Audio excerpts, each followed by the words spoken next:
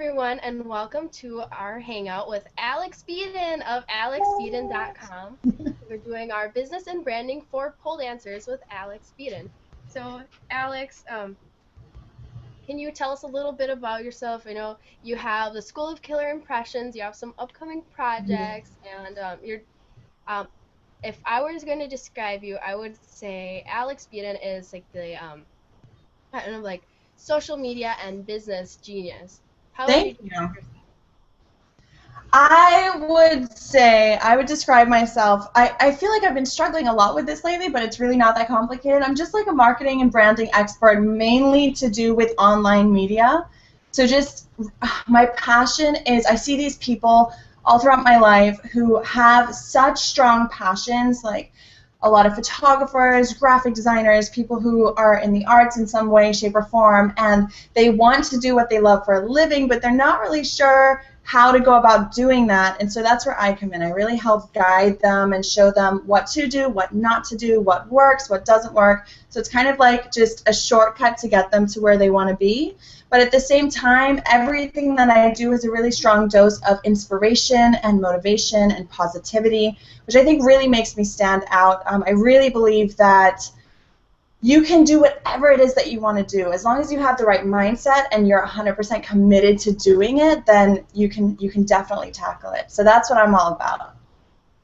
I love that you said positivity because I think that's so important for us to keep in our lives. And like I know I log on to YouTube and I'll check out Chatty Tuesday if I just need something positive. It's just it really gets you going in the day. I'm so glad that you enjoy. It's really funny. The story behind Chatty Tuesday is just hilarious. I have been blogging now for 4 years, maybe a little bit longer, and my sister about 2.5 years ago, she was like, Alex, you have to start video blogging. Seriously, like everyone who's anyone is video blogging. And I was like, Lizzie, no. I'm not going to video blog. That's just the most ridiculous thing I've ever heard. And then she was like, Alex, I dare you. And I tend not to avoid dares. I love the challenge. So I'm like, okay, I'll do it. So I started doing it, and actually it's just been such a great way to connect with people even more. I think when you make videos, it's just such a great way for people to get to know you. And I've had so many clients, because I do one-on-one sessions as well, and they're like, the only reason I booked you is because I watched your Chatty Tuesdays. I know that you know what you're talking about, and I just loved that like personal dose of positivity. So it's funny how like things work out like that. I had to write my sister, I'm like, thanks, Lizzie. Thanks for the push to do video blogging, but yeah. So we asked you to Google pole dance and share your findings with us and what kind of business tips or so what did you find as you were looking for pole dance? Well, this is something, so when you first contacted me, I was like, pole dancing? Like, I've never really thought about pole dancing before. And of course, there's this kind of notion of like strippers that goes along with pole dancing. And so I was kind of, I didn't really know what to expect. And as I was Googling the pole dancing community, it's obvious that there's such a strong community there. There's so many people sharing different things, and I was really blown away at just the strength of this community and how supportive they seem to be with each other. And so that's really why I decided, I was like, I would absolutely love to do this with you, to be able to reach out to those people, and if anyone has any questions, I would absolutely love to answer them. But I have a question for you guys. Like, would you say that the majority of the people who are in this community, are they people who are trying to teach pole dancing? Are they people who are just really passionate about it and maybe they're trying to make a name for themselves in the industry?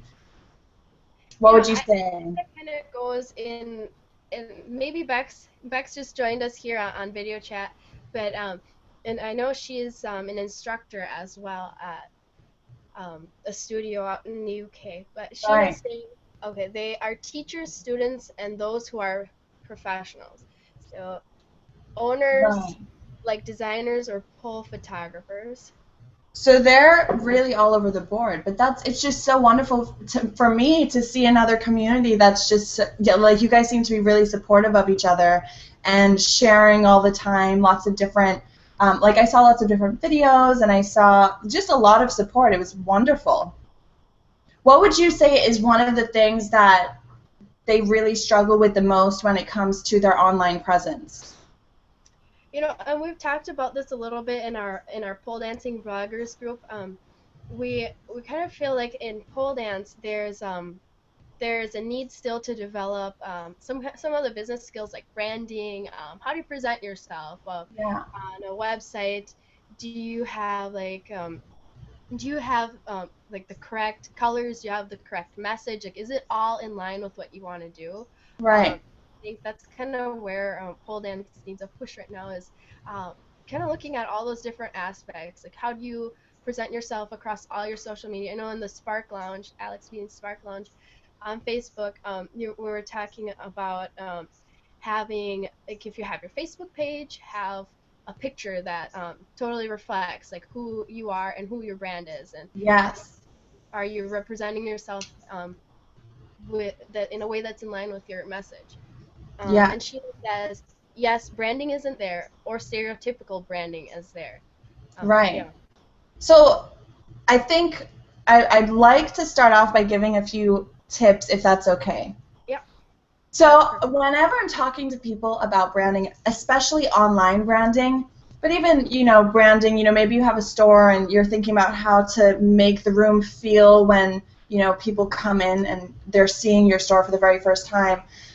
What I like to start off with is the actual definition of branding. What I like to define branding as is the way that your business and brand makes people feel. So how are you making your customers feel? How are you making strangers, when they see your business for the first time, how are you making them feel?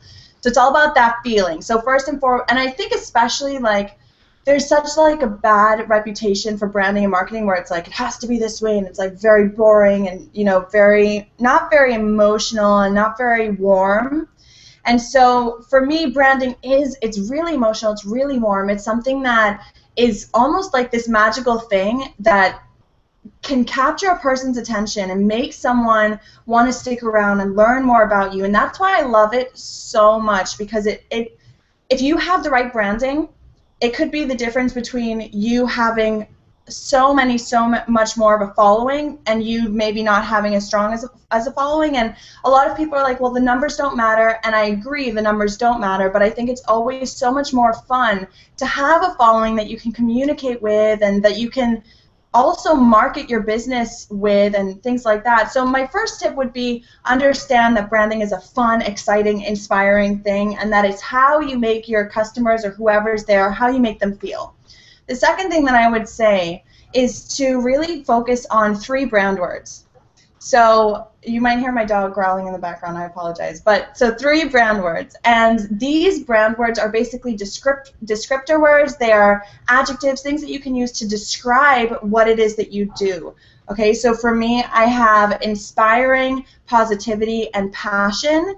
They've been kind of changing a lot over the past 4 years, but it's always kind of the same. And so basically you pick these 3 brand words, and everything that you do online, whether it is choosing a photo for your profile picture for your website, whether it's trying to choose colors for whatever it is that you're doing, whether it's even when it comes to me making social media posts online and thinking, well, what should I share with my audience today? I always try and tie it back into those 3 brand words. If you have those brand words, it's almost like a cheat when it comes to your branding, because it allows you to create a really consistent perspective of your brand, and that's what branding is all about as well. Point number 2 is consistency. Really understanding that when you create a brand image, if one day you're this happy-go-lucky person and the next day you're depressed and you're just sharing all this negative things online, people pick up on everything that you're putting out there, and whether they know that they're doing it or not consciously, every single thing that you put out there, you're teaching people how to think of you. So I might have the worst day ever. You will never in a million years see me online just kind of grumbling about what an awful day I've had, unless I'm spinning it in an inspirational way, which is part of my brand and part of my brand words. So those are the things I'd really tell people to focus on, is pick those brand words and really focus on some level of consistency within your brand and business. Know that you want to be putting yourself out there in a really consistent way. I like that you talk about at telling people kind of how to react to a brand, and really talking about this idea that we have with branding where people kind of misunderstand it and they think, well, a brand, oh, that's such a negative thing. You're trying to sell me something. You're a Yeah. pushy sales. And you know, it's like something that Sheena always talks about on SheenaLachey.com is telling a story with your brand. Like it's all Mm-hmm. about all these stories, and that's kind of where we're coming from with our pole dancing bloggers group, because we have our blog hops, we have these hangouts, we have all these ways to discuss and to tell a story. And yeah, I think that it's such an important thing to change the way you look at it, and that would. Yeah.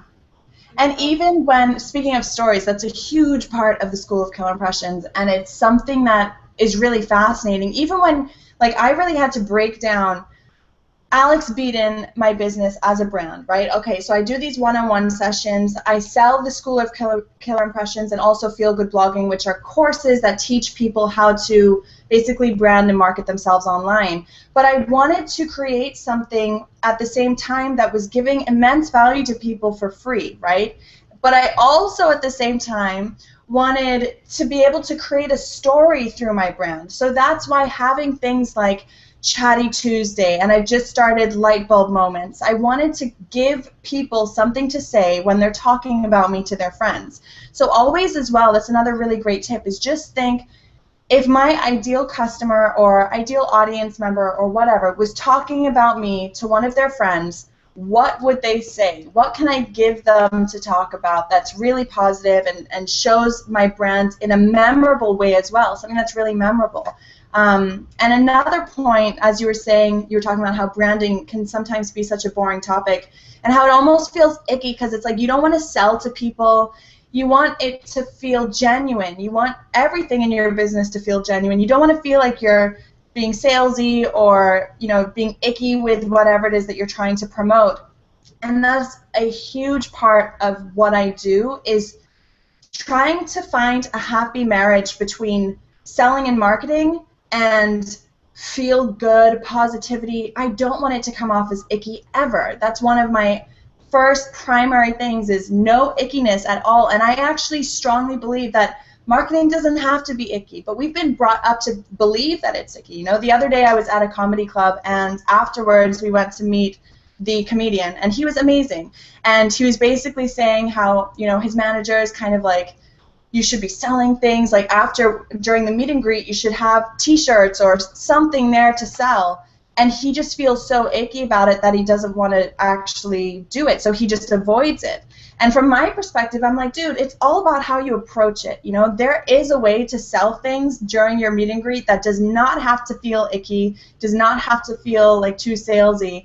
So I think it's about the way that you approach it. You just have to know that there is a way, and if you're dedicated enough to find it, that it'll come to you.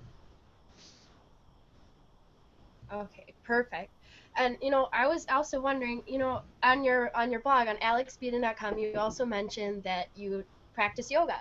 So I was Yes. curious, you know, as a fitness motivated customer, if you were looking around and you saw something on pole dance, what would make you book a class? So like, what would help you in that decision? I think what you guys have to be thinking of is, what are the objections that people are having to signing up for a pole dancing class? What are the first thoughts that are coming into their mind when they hear pole dancing that's going to make them say, absolutely not, that's not for me at all? And it's funny because you guys and this is not just you guys, this is all business owners, especially when they're first starting out. They have this great idea or this whatever it is that they're trying to sell, and they have an audience, but they're a little bit too afraid to approach the audience because they think that the audience really doesn't want what they have, and they probably have preconceived notions that are wrong and all of that stuff, right? But I think what it comes down to is just educating the potential client on why your classes are so amazing. What makes them different to yoga? Why should I go and do the pole dancing instead of yoga? You know, and just thinking about all the objections that people are going to have to not wanting, like, why are they afraid to do pole classes, pole dancing classes? Like, what is it that's holding them back from that? And as soon as you can find out what those things are, talk about it, make a video about it, make an entire brochure about it.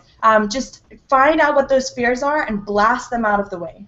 That would be my biggest tip. Even yesterday I was telling my friend that I was doing this interview, and she was like, I'd love to do pole dancing classes. And I was like, I know, doesn't it sound like fun? But at first it has this connotation. You think pole dancing, you think strippers, you know? So I think that's a huge one for you guys to really say, no, like, it's not just for strippers. This is actually a sport and an exercise that can just give you so much vibrancy in your life and really change your life, and then tell them how it changes their life, you know? Yeah, absolutely. And okay, so Sheena is also saying here, yeah, for sure, educate. You're so right. Versus defending who we are or separating ourselves from that tattoo. Yeah. Taboo, sorry, just educate. And then Valentina from Pole Dance Italy says, or being scared about competitors and trying to fight against them. Yeah. And just think about, you know, who are the people that you're trying to attract, and where are they now, and how can you make a real relationship with them now that's not in a like too salesy or too tactical. How can you help them? You know, maybe you could do some type of free class to get people started with whatever type of class it is that you offer, because I understand there's like lots of different types of dance that's included in this, isn't there? Yeah, there's definitely a lot of different types, and everyone puts their own spin on it. But like the kind of the main ones that people talk about are, you know, there's the pole art, which is kind of geared towards like the artsy, you know, all about lines and kind of being more like ballet in that. There's the kind of sportier type that's all about power moves, that's all about inverts, that takes a lot of like strength, especially core strength.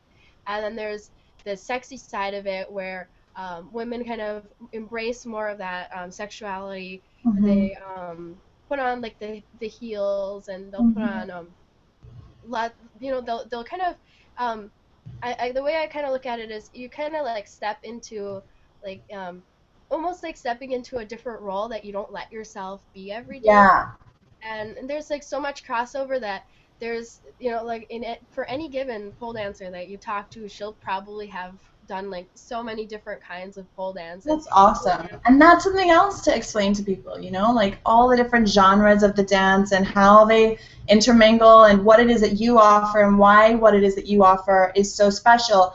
Another thing that's important is to really communicate to them what benefits they're getting in their life. So a lot of times small business owners will really focus on, you know, the features of whatever it is that they do instead of focusing on the benefits that it's actually bringing to the customers' lives. Like, what can I expect? How is my life going to be completely changed by working with you? That's really what the customer wants to know. Create a picture in their head of how, like, what it actually feels like. Another great idea that just popped in my mind is I'm sure that you guys have students, or, you know, whenever you're teaching, you probably have students come in for the first time who leave afterwards who are shocked because it was not what they expected, or they ended up getting so much more out of it than they thought. And maybe having like videos of actual student testimonials just being like, this was amazing, this was such a great experience, everyone should experience this, and then discussing exactly like what those specific changes were.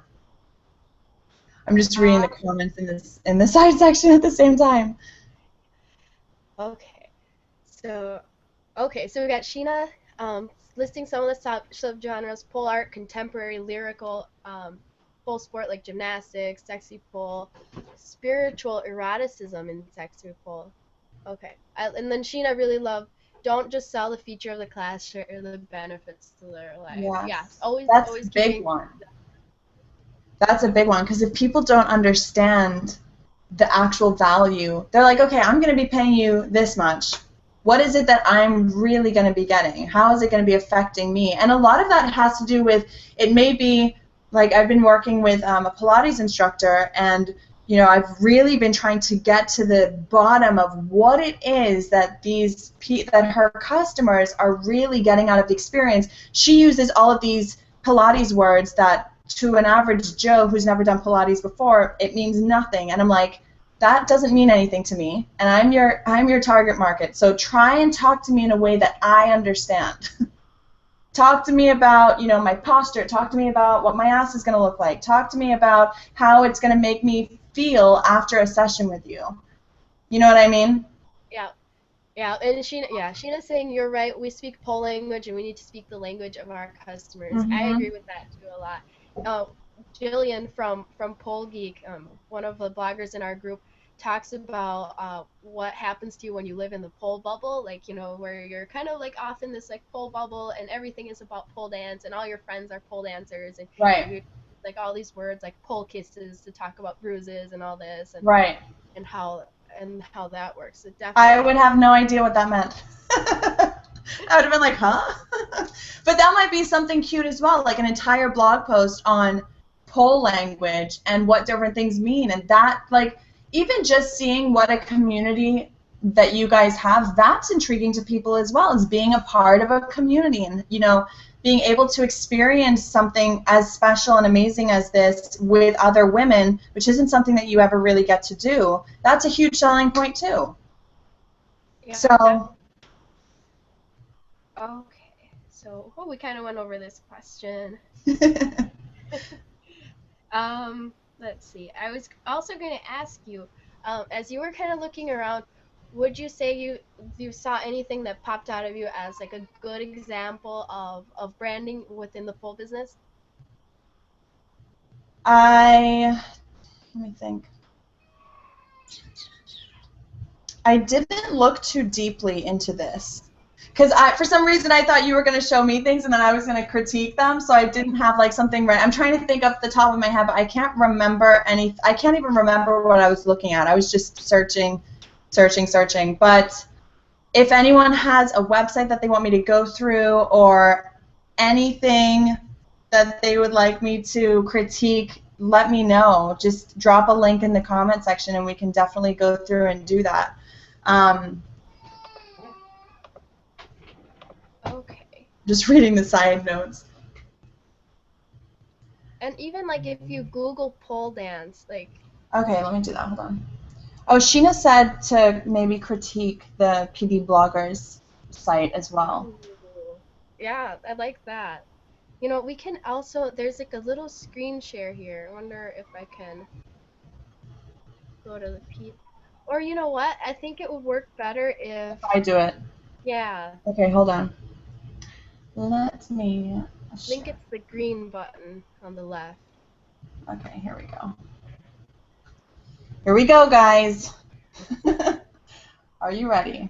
Okay, so first thing, I'm appearing here, and I always tell people when someone's coming to your website, and especially like the home page, it's the part above the fold that matters the most. And so when I talk about above the fold, I basically mean the part that you immediately see without having to scroll down. So this is below the fold, this is above the fold. By the way, if anyone has any questions, just stop me and let me know because I can't see the comment section over here. Okay? Okay, so this is the very first homepage. I like that you guys have this part up here, the Pole Dancing Bloggers Association and Active Life turned upside down. I like that. I think it gives people a really clear idea of where they are, especially since you don't have the pole dancing part in your actual URL. It's just pdbloggers.com. I feel like the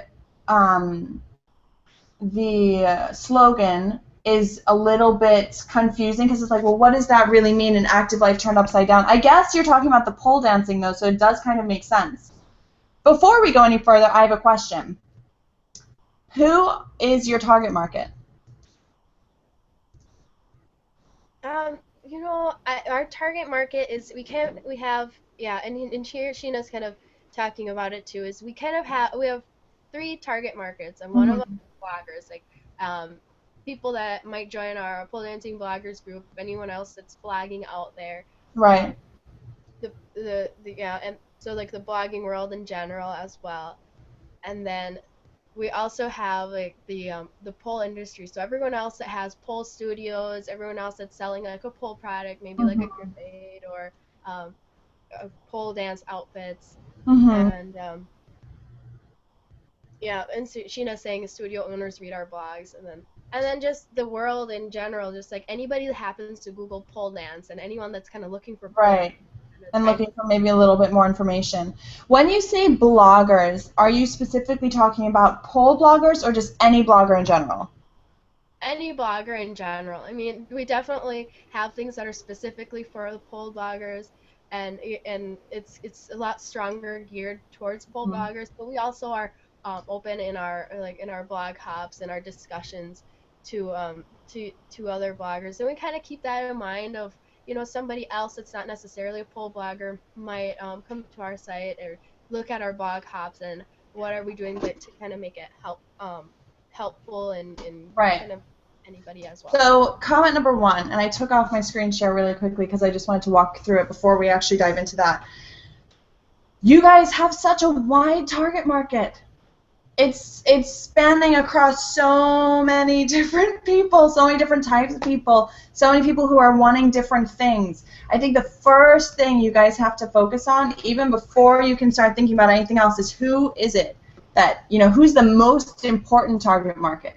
Because, yeah, other people are going to find you, and that's fine, but who is the one specific person? What do they like? What don't they like? What do they do? What don't they do? And then think about other people in your target market and what do they all have in common. So you're trying to think of the commonalities of the people in your target market. So I'll give you an example for me, right? When I first started, I didn't know what the heck I was doing. And I didn't have a target market. I didn't even know what a target market was. This is back when I used to be a photographer, in case you didn't know. And so I was a photographer. I wanted to be a wedding photographer, and I just thought my target market was brides. That's what I thought. And I had this blog where I would blog about my photography and what I was doing and this and that. And I started to attract a strong, strong following, not of brides, of photographers, because I was creating content that was all about photography.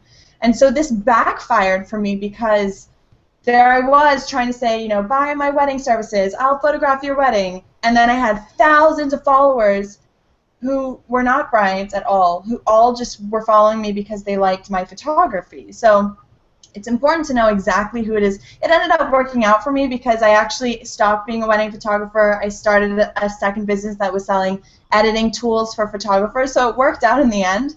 But I think that's something I see time and time again, is just people aren't really thinking about the one person that they're trying to reach out to and what content they can make specifically for that person. So Sheena's saying pole bloggers are our main priority. And then Sheena says, Alex, you're right, we don't make it obvious who our target market is. And that's a big thing. Now I'll share my screen again. When pole bloggers come to your website, make them feel like this website has been created just for them, and I feel like you guys do a good job at doing that because it's even in your name. Sorry, did you just say something? I think it just kind of flipped to Valentina there. Were you saying something, Valentina? No, I just I lost my connection and now I'm back. So maybe Welcome back. you heard. Welcome back. Okay, so that would be the first thing I'd say for all of you. Think about who it is that you're trying to attract and create a website that is just for them. Even when you're looking at this website here, take it a level deeper, right? Think about who is your target market and, okay, in this case, pole bloggers. Now dig deeper. What kind of pole bloggers? Because they're not all the same, For me, my grand target market is business owners, right? Well, what kind of business owners? Mainly creative business owners. Well, what kind of creative business owners? Creative business owners who understand the power of the internet and want to leverage their business online. Okay, well, what kind of creative business owners that want to leverage their brand online? The type that believe in positivity, the type that believe that they're in control of their destiny, the type that want to be part of a community. So get deeper, get deeper, get deeper, get deeper, get deeper. That's how you create a brand, is really understanding who that person is and creating a website specifically for that person. And I'll tell you why it's scary. It's scary because when you do that, you're turning away so many customers. It's not even funny. People are going to come to your website, and there's going to be so many more people who are just repelled. They're like, this is not for me.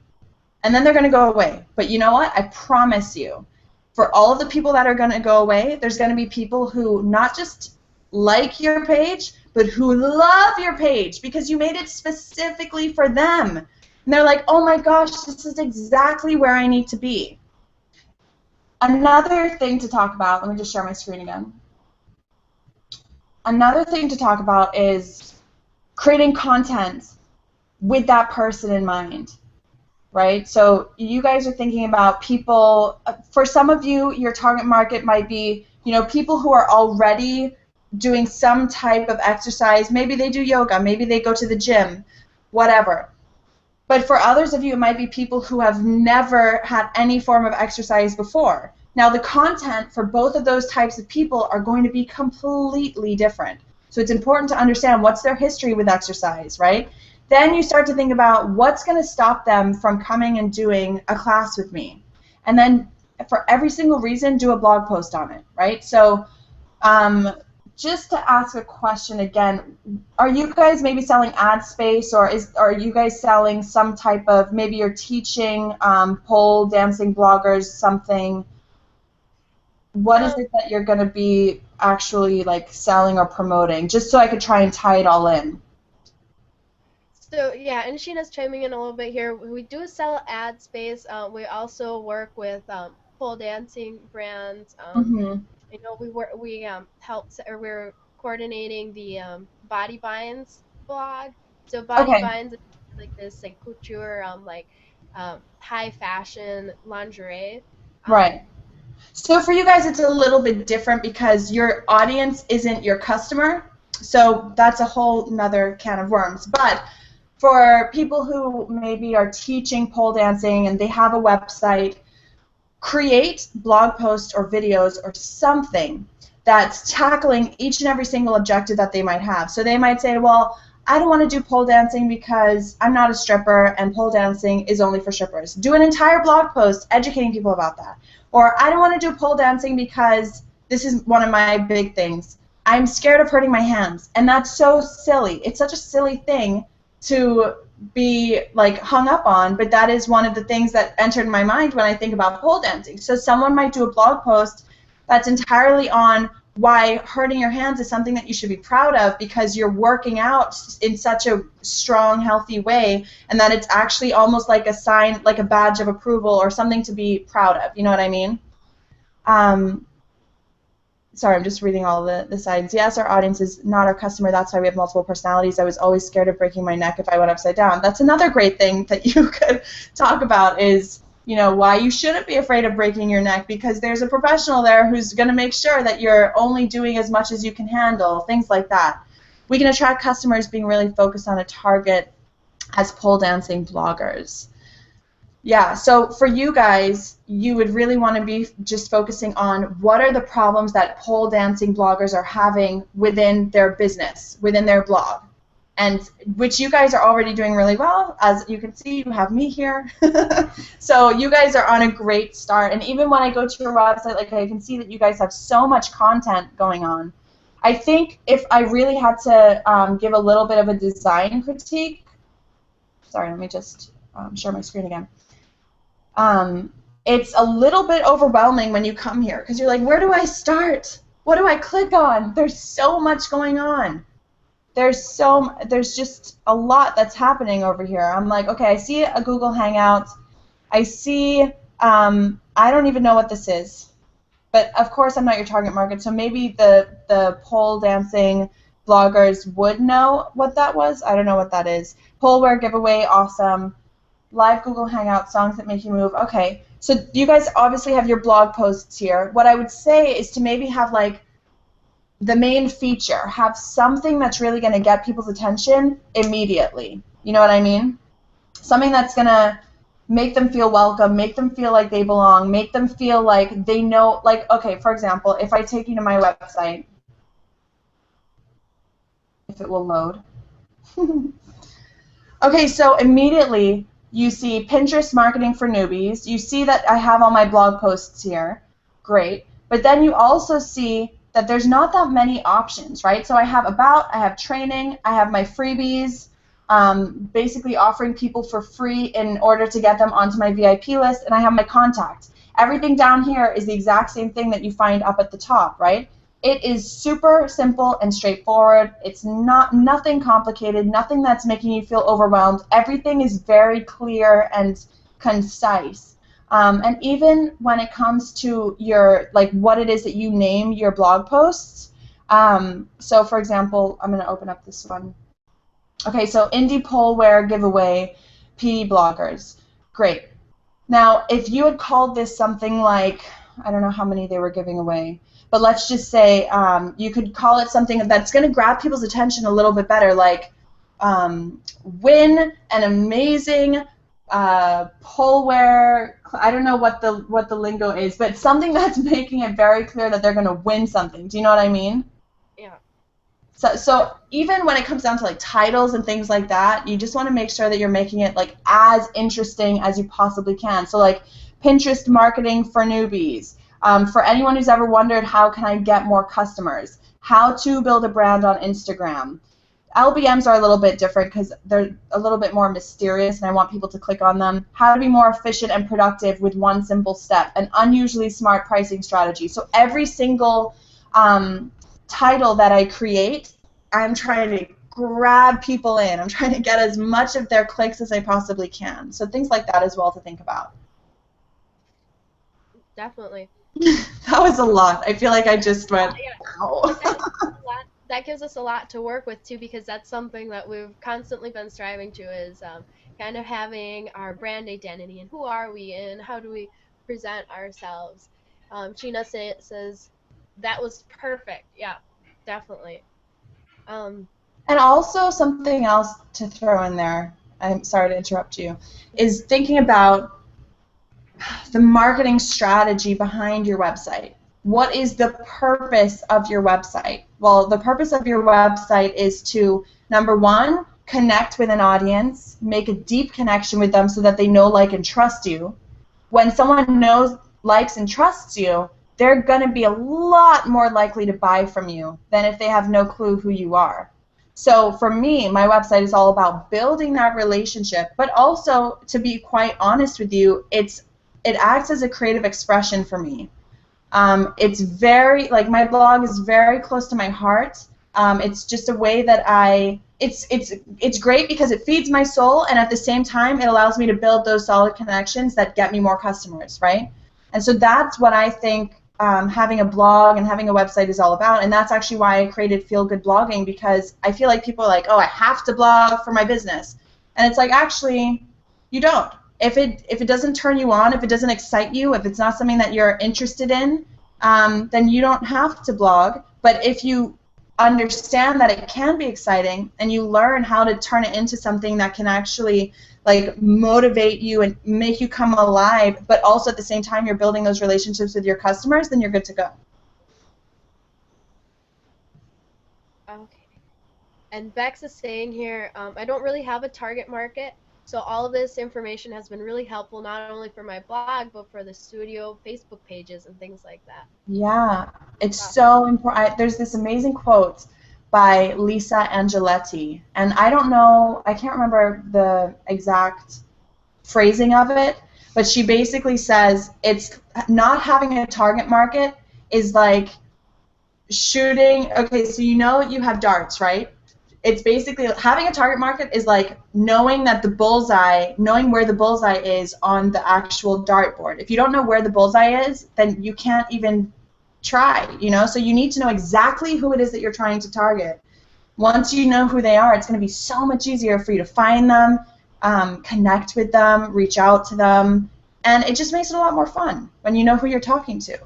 I give this example in the School of Killer Impressions. I'm like, let's say that you were selling, it doesn't even matter what you're selling, but let's just say that you were trying to maybe sell a Beyonce DVD or CD, right? And you had two groups. One was 5 people, and you knew nothing about them, and one was a group of 50 people, and you knew that they all liked Beyonce on Facebook, right? it's going to be so much easier for you to sell to 50 people, which is so many more people, because you know that they have something in common with you. You know that you can talk to them about Beyonce and hopefully sell the Beyonce CD, than it is going to be to sell to 5 randomers who may or may not have even heard of Beyonce. So it's the same thing. It's going to be easier to sell to a lot more people when you know exactly who they are and what their likes, concerns, and issues are with whatever it is that you're trying to sell. Sheena says she has a different question, and I'm excited about this because she put question in all caps. Okay, so she said there are many new businesses popping up in pole. For instance, lots of different poleware brands like yoga wear, but poleware. How do you distinguish your brand aside from your brand words? What are 3 quick tips for setting yourself apart? Tip number 1, especially if you're a small business owner and you maybe don't have a team and you don't have a lot of resources, the first tip would be to, oh, it just completely slipped my mind. Guys, this happens to me all the time. Sometimes I'm on a roll in my head and then I get lost in my thought. Let me just collect my thoughts again. How do you distinguish your brand? Okay, I remember what I was going to say. I was going to say personality. So you take your personality and you try and think, how can I use my personality to make my brand more, to stand out or be more distinguishable? For example, there are so many people who do what I do online. There are so many. I mean, the competition is fierce. But not for a second do I let myself get distracted or let myself feel like, oh, you know, who am I or anything. I look inside of myself and I say, what personality traits do I have that I can use to my advantage, right? So, and it really goes back to not trying to be something that you're not.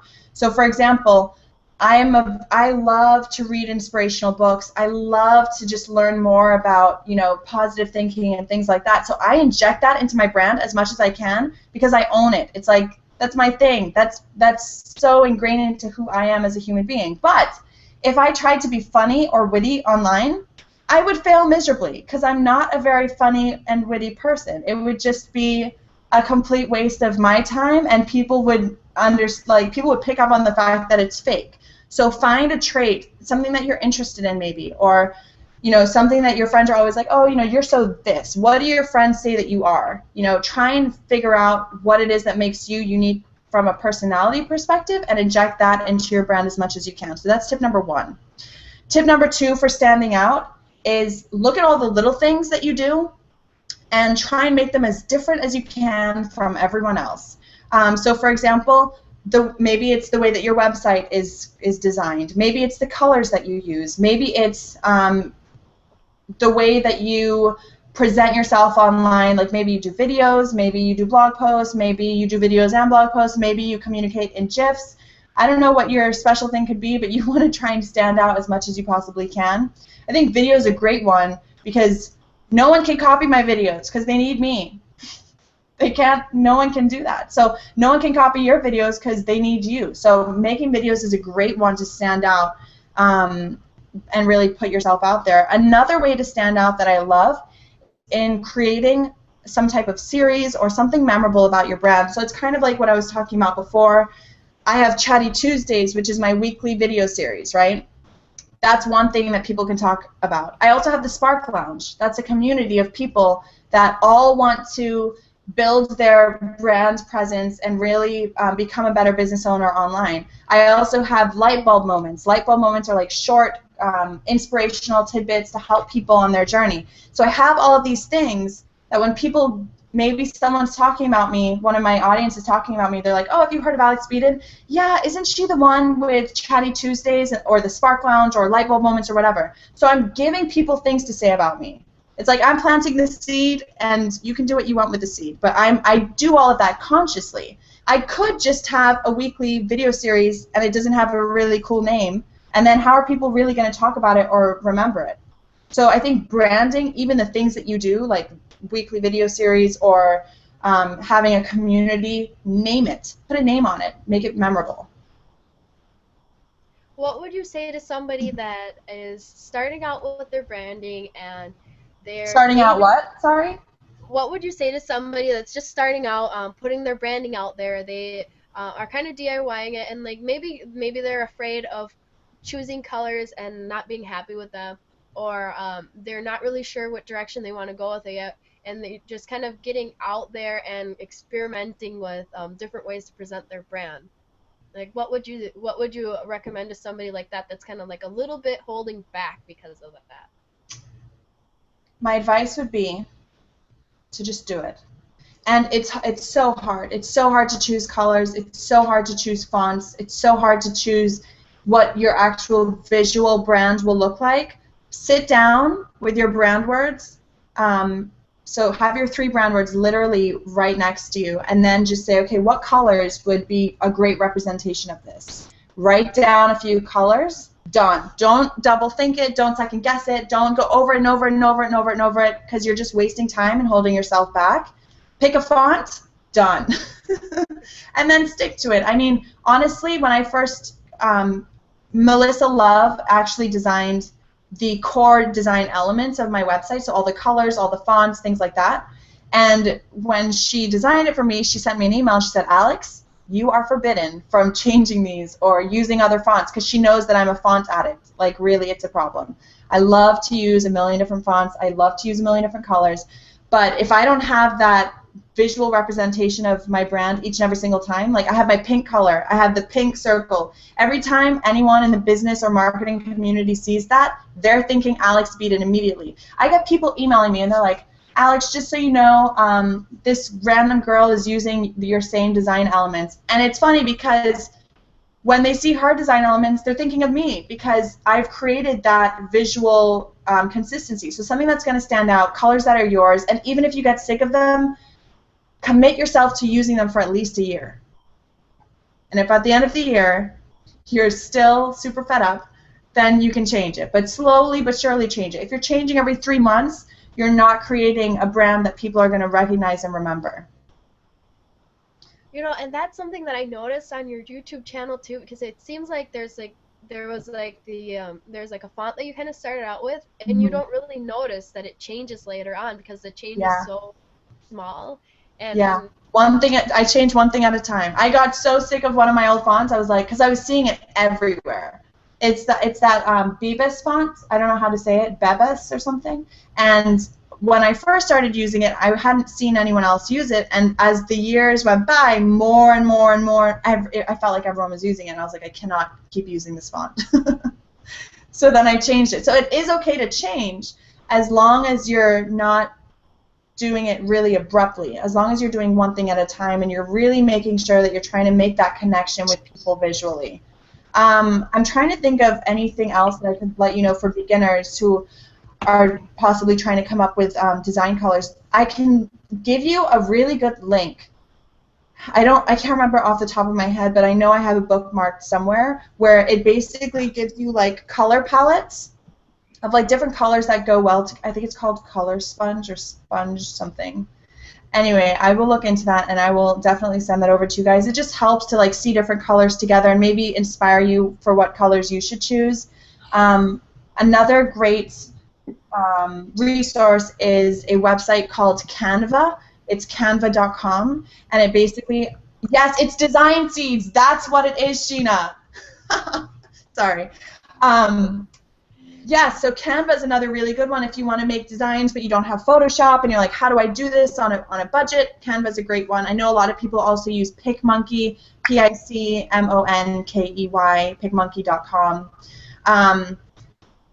And I'm trying to think what else. If you're trying to establish that brand, it's all to do with consistency. It's all to do with knowing, you know, what is your story? What is it that sets you apart? What is it that makes you different? And turn the volume up on all of those things. Like I said, I'm not a very funny person, so I do not tell jokes. I don't try and tell jokes. I see a lot of people, you know, and they do it so well. They have these witty jokes, and it's such a great part of their brand, but that's not me.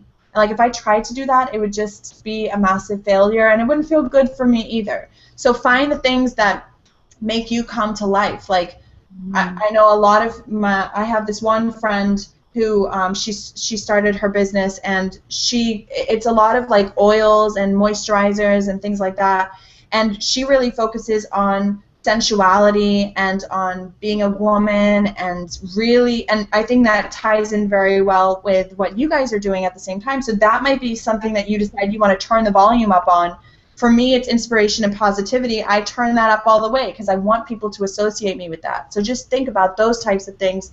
What can you turn up on? A huge thing as well is don't try and be everything to everyone. And it goes back to the target market. You know, if you're trying to be everything, it's like the vanilla ice cream flavor. Everyone likes the vanilla ice cream flavor, but it's no one's favorite. And you want to be the favorite. You know, so try and think, how can I stand out? How can I like turn up the volume on my personality and go from there? I love that. Don't try to be everything to everyone. And I think sometimes we get so caught up in, you know, you want to be a success and you want to reach all these people. So how do you do it? Well, let's try to appeal to everyone, and that really doesn't end up working. So, and I think, and you've also talked about before. The kind of taking advantage of the fact that the internet is such a big place, it's such a global market. So whoever you are, as long as you're like strong, just very strong into who you are, you're going to find a lot of people that are into that. I mean, you just kind of have to focus it. And I think people don't realize that. I mean, the internet is such a huge place. Even though you may feel like, oh, there's no one out there who's going to connect with me on this, there are. There are so many people out there. And another thing that I see a lot of small business owners, especially when they're starting out, they get like kind of hooked up on is unsubscribes. Like people will unsubscribe or unlike you or unfollow you, and people are like, no, why am I losing subscribers? But the way that I see it, every time I send out an email, I get about 50 people unsubscribing. And every time it happens, I'm like, oh yeah, I'm getting closer. I'm narrowing in. If you're not connecting with me, I don't want you to follow me, because that means that more people are going to love what I'm doing instead of just liking it. I love that. And Sheena's saying narrow it. I love Alex. I love Alex too. You know, I love you guys. I'm so glad that we were able to do this today. Are there any questions or anything else that you'd like to cover? Let's see. Bex, did you have any questions, like as an instructor or anything that you wanted to put in? Copycats. What are her thoughts on that? Oh, copycats. This is a great topic. Copycats. I think we are all copycats in our own way. I think one of the best ways that you can learn and grow is to copy what someone else is doing, not in a direct way, but I see it happening a lot.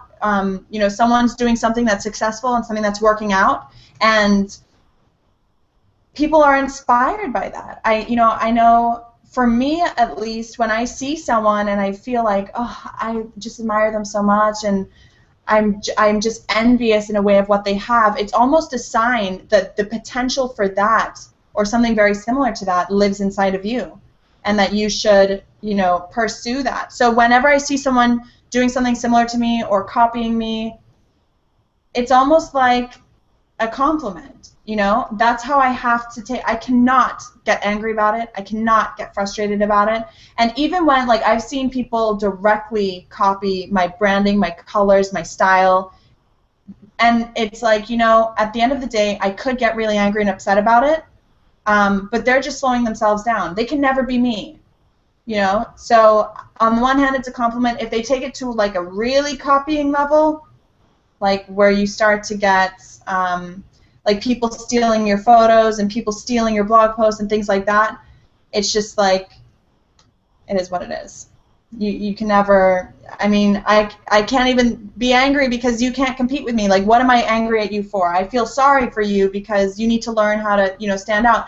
But at the same time, I think it's something that we all struggle with. I mean, how can you not see what someone else is doing and be inspired and kind of do something similar or put your own spin on something? And I think that, like, everything in life, like, I don't know if you've seen that video. There's a video on how everything in life is just a remix.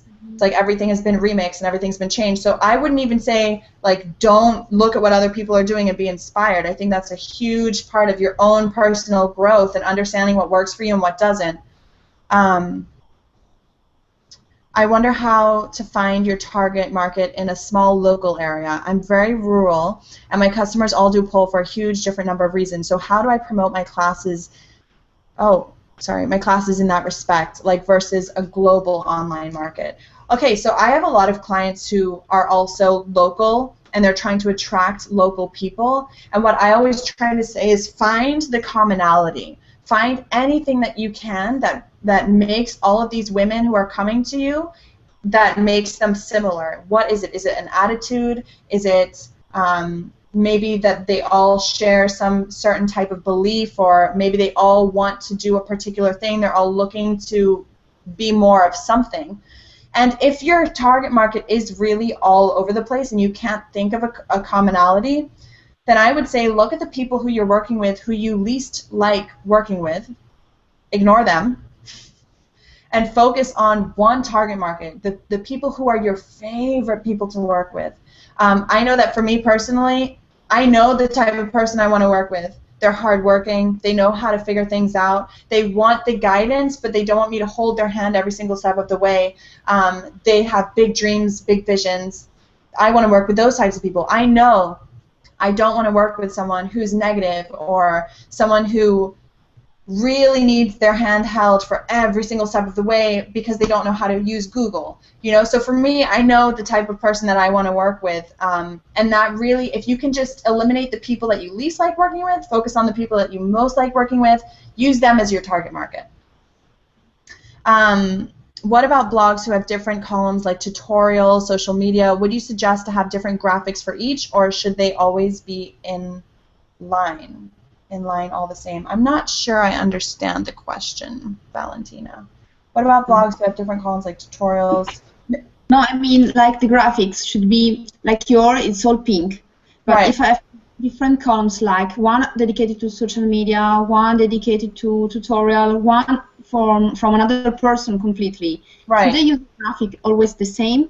Maybe change the color, or they could be completely, totally different? I think they should always have something in common with your... Okay, so I can actually show you guys... Let me just see if I can find it. Okay, I'm going to show you my design elements, if it will open, and let me share my screen with you. Okay. Okay, so here you can see my design elements. On the left-hand side, we have the colors. So these are all of the different colors that I'm allowed to use. In the middle, we have the fonts, right? So we have headline 1, headline 2, special text, and regular text. And then on the right-hand side, we have my logo up here, and we also have this funky texture. So you'll see that no matter what it is that I'm doing, so let's say that you have 3 different columns and you want 3 different designs, they can be completely different as long as they are all in line with your design element. Do you know what I mean? So I'll give you a great example. Let me just share my my website with you. If you come here, if we go to my home page, you will see at the very top, so this is for all of my Chatty Tuesdays. I have this pink circle and the text on top. That's for every single video, every single Chatty Tuesday, it's like that. But for my light bulb moments, I always use something like this. So it has my texture, it has the same fonts, but it's different because it has this white square around it, it has the light bulb here, but it's still very in line, it's very similar, and it's still in line with my brand. So as long as it's all as long as it's all tied together and it can all be tied together through your design elements, you're good to go. But definitely experiment with, like, I know before, a few years ago, for every single post, I would have yellow for personal posts, green for tech posts, pink for business posts. So you could also just use colors as well. Okay, thank you. You're welcome. All right, thank you, Alex, and thank you, everyone, for joining in. This has been so illuminating for us, and we're just so excited to get a chance to talk to you, Alex. So we really appreciate you making that room for your schedule and sharing all this inspiration with us. It's been such a problem. fun. It has been my pleasure. I absolutely love doing things like this. I just think it's so wonderful to get to talk to, especially different communities. I love strong communities that really come together, support each other, help each other grow. So it has just been such a pleasure. Thank you all so much. And again, I basically have something very special to my heart called my VIP list. And anyone who knows me knows that I pour my heart and soul into my VIP list. And it's basically, I try and help people with these types of things every single week. So if you guys are interested to be on my VIP list, it's 100% free. All you have to do is go to alexviplist.com and sign up, and you'll get all of the goodies every week. Yeah, definitely. And then you also have the School of Killer Impressions people can check out, which is how to make a killer impression on your brand. So if you're kind of looking at this and you want to find a little bit more, Alex does that. And then there's also, you have the Feel Good Blogging coming up soon. So there's a sign up on alexbeadon.com. We're also going to do a wrap-up post with all these links too. So is there anything else that you wanted to close with, Alex? Just, guys, thank you so much. I really wish you all the most amount of success. I believe in each and every single one of you. Even if I don't know you, I know that if you have a passion and you have a dream, that you can absolutely 100% do it. And I'm not even just saying that. Like, I really believe it's all up here, right? So whatever you believe you can do is what you can do. So just good luck, and if you ever need help, just send me an email. Feel free. Thank you, Alex. No problem. Have a great week. Bye. Thank you. Bye.